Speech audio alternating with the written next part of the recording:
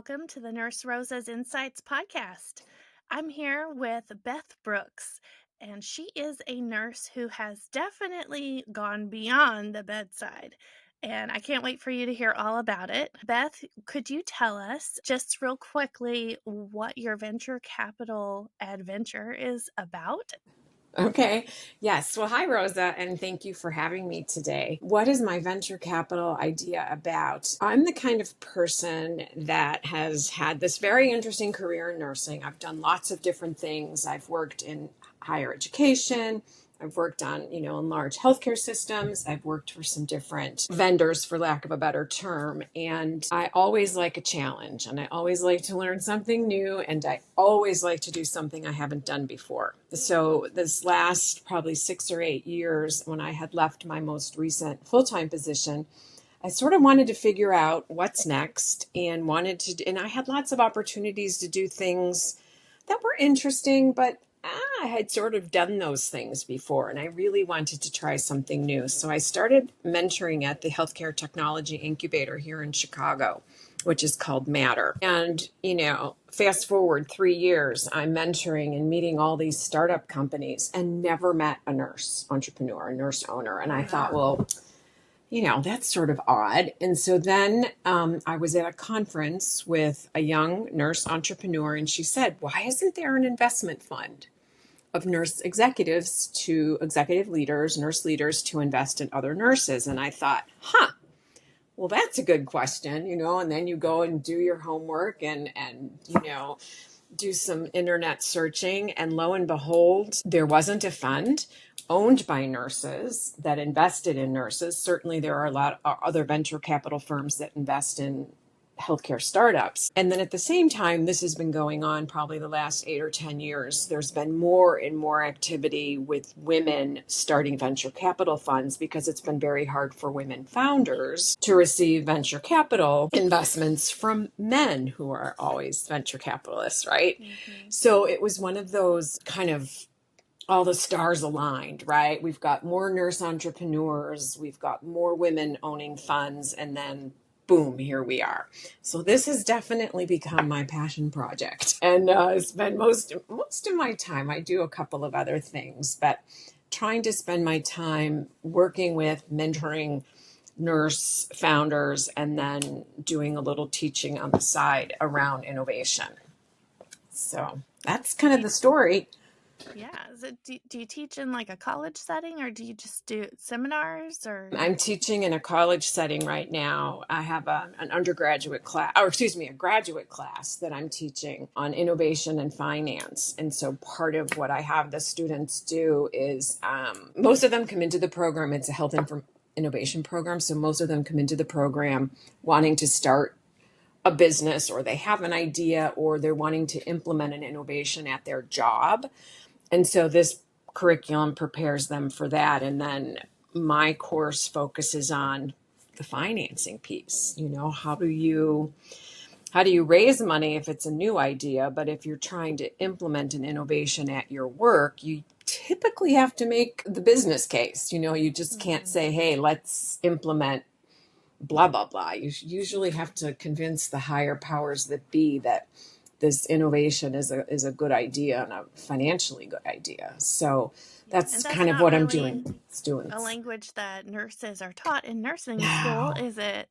Did they teach you finance in your nursing school program? Yeah, that's one of the challenges, right? Because nurses typically get a little bit of finance in the leadership and management course their senior year, and by then it's their second semester seniors. Usually they're kind of mentally checked out and ready to begin their career. So that might be the Overwhelmed only. with a lot of other health information for the NCLEX. Yeah, so it's not what they're focused on. So you're right. Nurses don't necessarily receive a lot of education in finance. But we do see the need for things like new products or new processes Right. through our work. And so trying to bridge that gap between meeting the needs and making it make financial sense is an additional skill set they would need Right. to develop or require some mentorship. So Right. What about you? What is your like bedside nursing journey? Tell us about when you went to nursing school and got started. Golly, so I did my baccalaureate many years ago. Now I won't date myself. Many years ago, and my first staff nurse position was here. I'm in Chicago, so my first position was here at Rush. So I'm a Rush nurse. Grew up in the days when Luther Chrisman was still the vice president for nursing, when it was primary nursing, and it was all primary nursing and all RN staff. So that was the model that nurse had back in those days. And right or wrong, that model has stuck in my head. So it's been interesting to see over the course of time how our care delivery models have changed. And I still don't think we have quite figured out the right mix, because you cannot remove that nurse from the bedside. But that's another problem. That's another topic. We won't. Can you define that for us? What is primary nursing? What is the So primary nursing in model? in my definition of primary nursing, and I think this is the pure definition of primary nursing, it is baccalaureate prepared registered nurses at the bedside, taking care of a patient from admission to discharge, so that patient and that family has the same nurse during the entire admission. Now, you have to remember that was a long time ago, and that was before that was right when DRGs were coming in. So admissions, length of stays were a little bit longer than they are now. But we've gone from, primary nursing, all nursing staff decided that that was too expensive, which I'm not so sure that's the case, but that's another podcast. And then we've added, we've had team nursing and functional nursing and then primary nursing, but then we've got primary nursing that's not necessarily all RN staff. So I'm used to primary nursing that was all RN staff, which is not an affordable model, but there are other ways to keep those baccalaureate nurses leading the team. And that's not to say the ADN nurses can't lead the team. I don't want to cause a big uproar, but yeah, that's what I grew up in, was primary nursing, all RN staff. Well, I think you pointed out an important element there. I started with an ADN. So I had done a 2-year associate degree program. I already had a bachelor's in something else, right? Mm-hmm. So I had all those like core classes and just wanted to enter the profession and be able to work in the profession as soon as possible in order to pay to get the BSN later. And so that's what I did. And yeah, there was definitely a absence of that whole like management preparation Mm-hmm. in the ADN program. And so having an associate degree nurse that doesn't necessarily get educated on the elements of how the hospital is working and best practices and even really theory, because you're very focused on the practical steps and assessment, which is incredibly important for patient care, but it might make it hard for associate degree nurses to then enter into those leadership conversations without that frame of reference.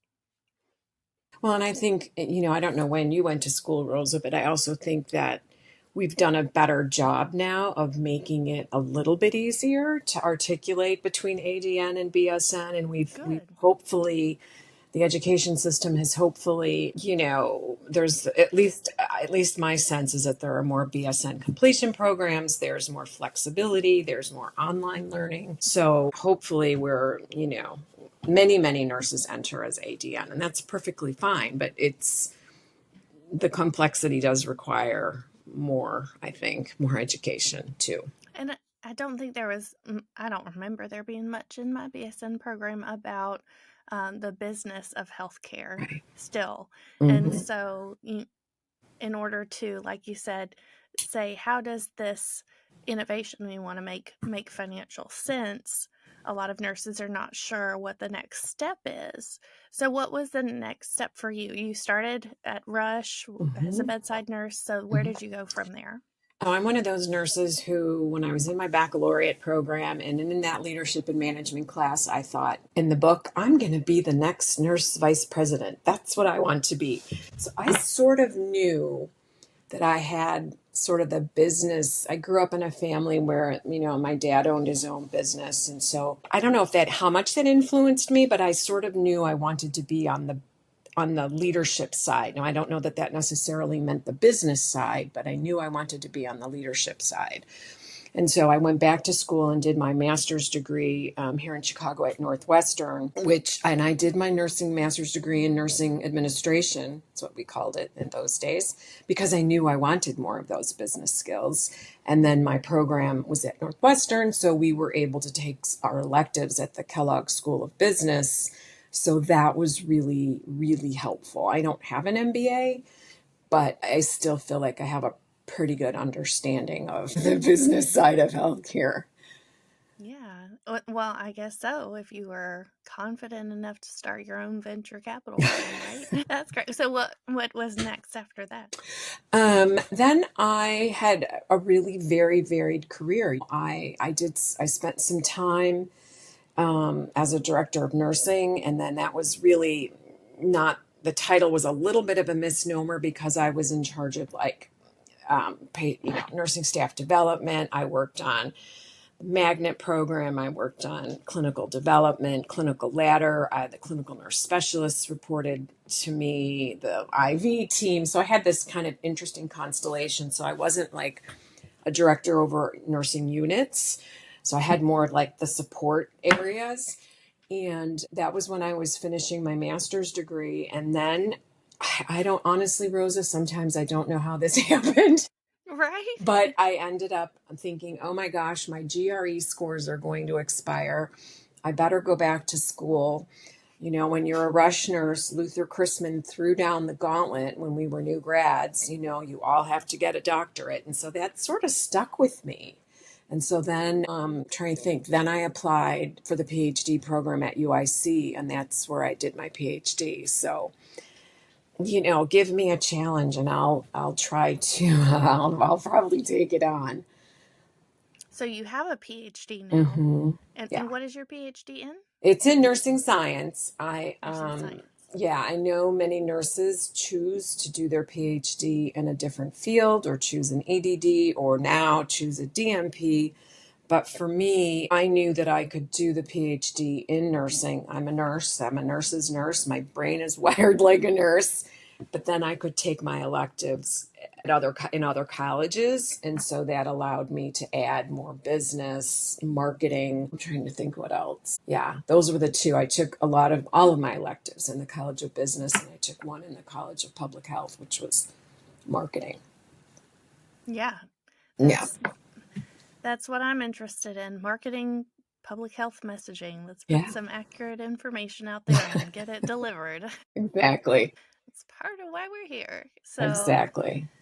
yeah. So, now when it says nursing science, though, was there a lot of research involved? So there's a lot of nurses, I think, that, I'm trying to think how best to answer this. So, in the old days, before there were a lot of nursing PhD programs, a lot of nursing executives or nursing leaders went and did the EDD, the Doctorate of Education, right? Mm-hmm. And that was sort of, you saw many, many nurse leaders with EDD. And then as doctoral programs in nursing came into existence, and I actually read a whole book about that, then you began to see PhD programs in nursing science. And so my PhD is in nursing. So those core courses are around nursing, nursing theory, nursing measurement. And like in a PhD program, you typically are going to see you can always have statistics courses. You'll have a measurement course. You'll probably have a research design course, whether it's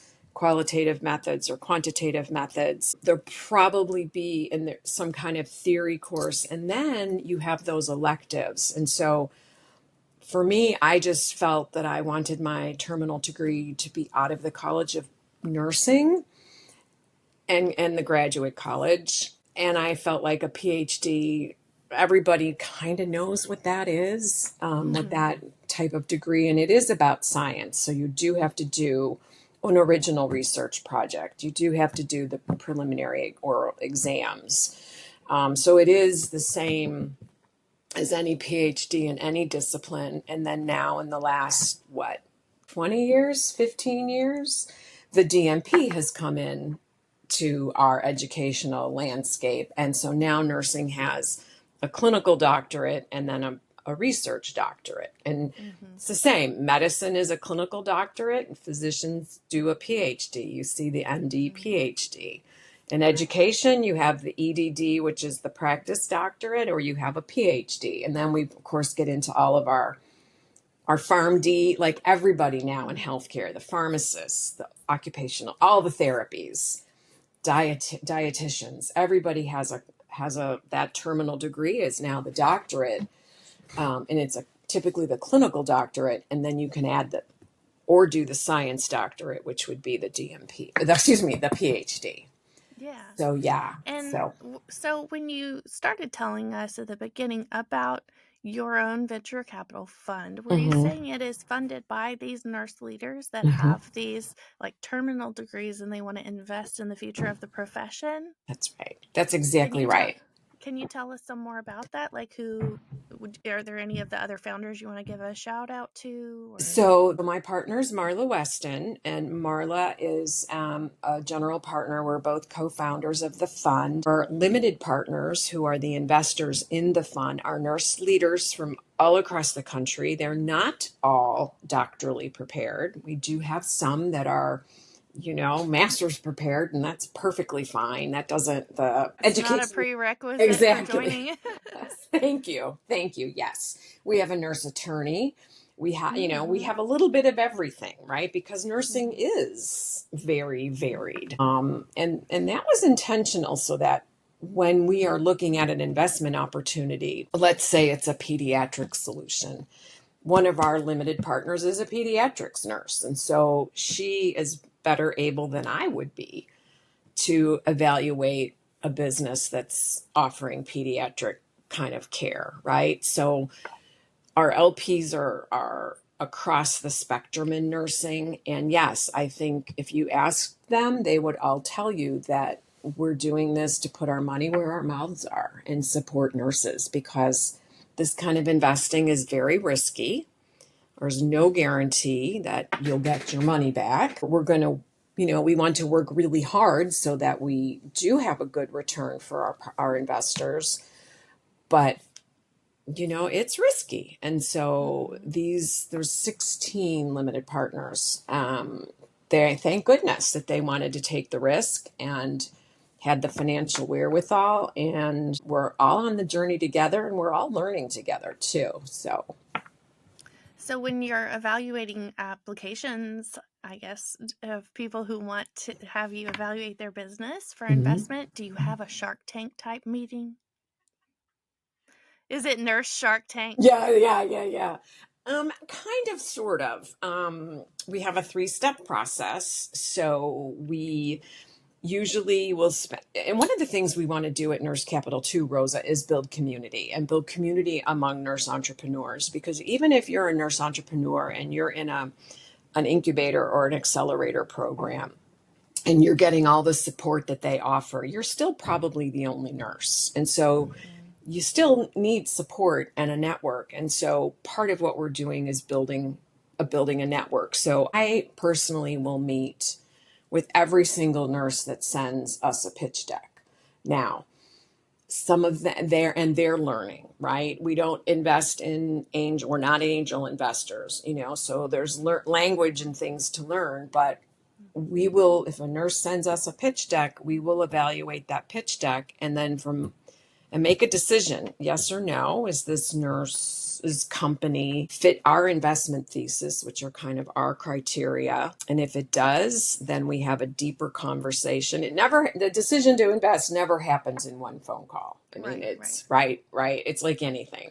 Do you So involve all of the investors in that? what we do is we have an investment committee. And so we will ask a subset of those LPs if they're available to serve for a year on the investment committee. And so we Hmm. just bring in a small subset and try to have those people on the investment committee, those nurse leaders that have the experience that's relative to the company we're evaluating. Like if the pediatrics nurse was not on the committee, you might ask her to come in for that one. Exactly. Yeah. Exactly. And even too, like if we were to get a company a pitch deck that was out of our expertise, we have some outside nurses that we can call on and say, hey, will you participate in due diligence on this investment opportunity? So, and our networks are big enough that we can pick up the phone and call people to Right. help, right? But There's a lot of nurses, but it's a small world. that's right. That's right. And, we know, right? The model that we're using for our fund is called an operator model. And what that means is that your limited partners have operations experience in healthcare. Theoretically, those models should have better returns. And so that was why we chose that model. But that also means that we know pretty quick if there's a there. As my partner Marla will say, she's like, we'll know if there's a there. And you Right. know pretty quickly if there's a there. And then you can dig deeper. Well, let me thank you on behalf of all nurses Oh my for God. your work to invest in nursing led businesses, because I think even the ones who are not maybe chosen by Nurse Capital are still benefiting from the whole idea that this is a thing you can do and this Mm-hmm. is important. And also just giving hope, because I think we have a lot of, of us are aware that there's a very like male dominated finance Mm-hmm. world. Mm-hmm. Administration tends to be pretty dominated by people who don't have medical experience. And so just creating this space, and like you're kind of providing that mentorship to the people who are just sharing their pitch decks with you, Right. as opposed to sharing it with someone who's not a nurse and doesn't have a frame of reference from where they're coming from. That is a huge gift. And so I'm really thankful you're doing that. And I can see why Jean Ross in our prior episode on Primary Record was like, if I had a grant for $1 billion, I would give it to Beth Brooks and say, send this somewhere. I know you'll use it real good. That Jean is so wonderful. I spoke with her today, and what's interesting about this is if you gave me $1 billion, Rosa, that's what I would do. I would just put it in Nurse Capital, and I Yeah. suppose that sounds selfish, but It's not, though. You're giving it to other people and investing in the future and taking a risk, yeah, yeah, because there's always that risk your investment may not show you those returns for right. whatever reason. Right. And there's so many nurses like you who are, I know I'm not supposed to, it's ageism. I shouldn't say younger, but you are. There's That's the okay. nurses that are in the 30s and 40-year Yeah. age range. You are the future, and we need to support you in the future. So you are the future. And everyone that I talk to, so many of these nurses are like, I want to be an investor. Like that's their goal because they That's want to great. help other nurses. So that's great. Well, my children think that I was here when the dinosaurs were walking the earth. So you can call me young all day long, because I am not going to hear it when I go upstairs in the kitchen. I hear you. Yeah. Well, so I guess that was the answer to the $1 billion question. So I don't know if I should ask this or not, so I might take it out.